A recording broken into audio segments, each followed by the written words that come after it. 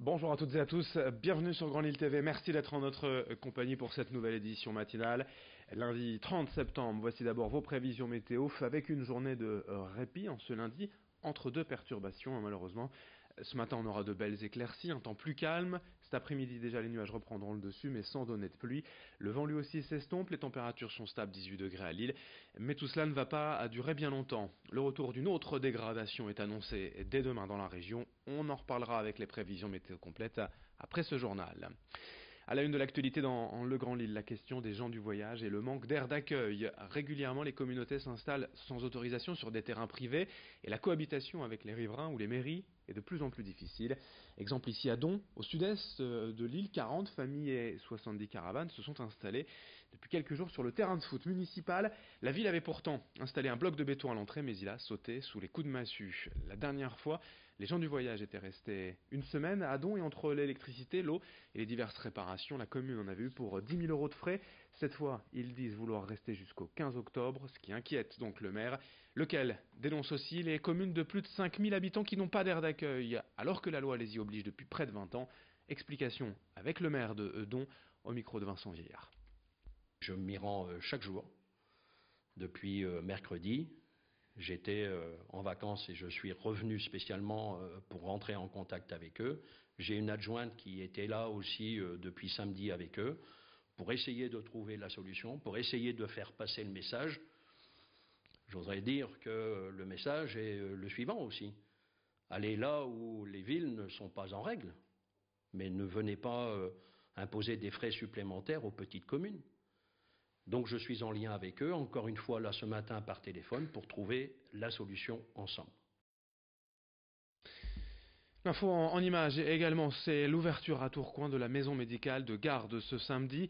Une structure mise en place par les médecins du secteur pour les patients atteints de troubles simples, de maladies bénignes sans risque vital. Trop souvent en effet, des personnes vont par réflexe aux urgences, alors que leur cas ne nécessite pas de tels soins et une hospitalisation.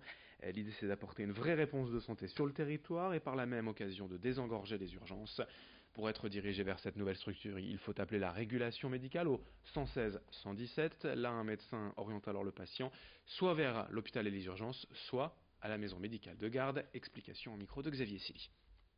Le patient compose 116 117 a accès au médecin régulateur qui pourra ensuite voir avec notre secrétaire de la maison médicale de Garde. Il y a un accueil par notre secrétaire, une de nos 3 secrétaires, et qui conviendra d'un rendez-vous.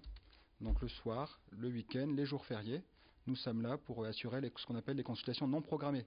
C'est-à-dire ce qui ne va pas relever des urgences vitales, mais de la médecine générale. Et c'est ce qui va permettre de drainer les patients et d'éviter les embouteillages aux urgences que l'on connaît tous.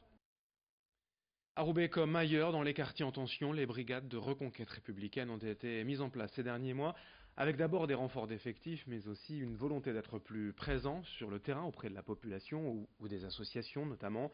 Il s'agit d'une stratégie locale de sécurité mise en place par le gouvernement afin de combattre les violences, les trafics et la radicalisation des quartiers, mais aussi de renouer la confiance avec les habitants.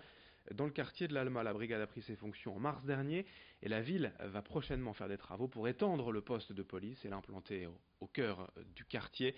Explication complémentaire au micro de Géry Jouot de Fer. Ça a été l'occasion de noter un retour de la confiance entre les habitants et la police, des vrais résultats et encourageants, alors qu'ils ne règlent pas tous les problèmes. Mais c'est vrai que pour moi c'était d'autant plus important qu'il y a 2 ans j'interpellais le président de la République lors de sa venue à Roubaix pour dire que c'était pas normal qu'on continue à perdre des effectifs alors qu'on était en zone de sécurité prioritaire. Donc pour moi c'est aussi une satisfaction parce que ça veut dire qu'on a été entendu. On était passé en dessous des 400 policiers, on est maintenant à plus de 420, donc la tendance est intéressante. C'est pas en quelques mois qu'on règle des problèmes qui existent depuis plusieurs années, mais on voit un changement de climat, on voit une confiance qui revient. Et moi, c'est la première question que je pose aux habitants, aux commerçants quand je viens dans ce quartier-là, et tous ont vu des différences. Dans le reste de cette édition et également l'actualité sociale avec la grève des agents de la Poste la semaine dernière en France et dans la région notamment à Lomme, Lambersart, Armentières ou encore au Bourdin. Les facteurs et autres employés se mobilisent contre la réorganisation de leur temps de travail. Un projet de la direction de couper la tournée du courrier en 2 avec une pause non rémunérée à midi afin pour la direction de disposer des agents plus longtemps sur la journée. Mais depuis toujours, ou presque, les facteurs font leur tournée d'un coup, le matin, en organisant eux-mêmes leur temps de travail. Ils ne veulent donc pas de cette réorganisation qui leur ferait terminer la journée plus tard. Ils tentent ainsi de sensibiliser les citoyens. Explications recueillies par Rémi Desremeaux. Le facteur n'aura plus de vie perso. Le facteur va se lever pour la poste, il va travailler pour la poste jusqu'à 4h de l'après-midi, peut-être même plus. Et en fait, la vie de famille derrière, elle est où? Il n'y aura plus rien. Imaginez la personne qui est seule, comment faire pour aller chercher son gamin à l'école, pour aller porter son gamin à la danse ou au foot ou ne sais où. Les salaires des postiers, ce n'est pas des gros salaires.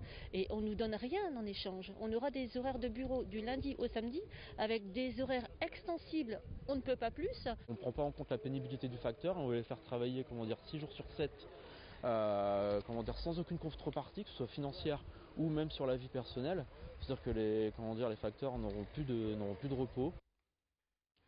On termine avec des images du Grand Mix de Tourcoing, enfin ouvert après plus de 2 ans de travaux.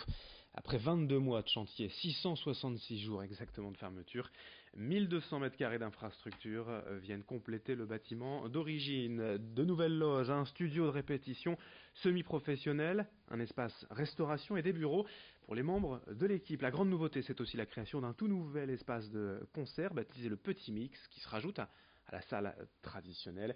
De nouvelles perspectives, de nouveaux concerts, de nouvelles animations en vue. L'inauguration, c'était il y a quelques jours. Présentation du Grand Mix version 2 au micro de Rémi Desremeaux.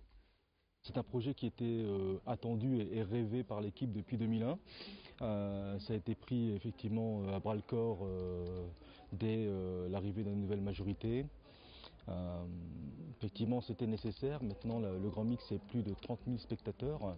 On est dans une nouvelle étape, à la fois le faire rayonner, mais également l'ouvrir encore plus sur la ville. Vous voyez. En termes par exemple d'abonnés, nous sommes passés par rapport à l'action tourquenoise de 12% d'abonnés tourquenois au début du mandat à près de 30% aujourd'hui.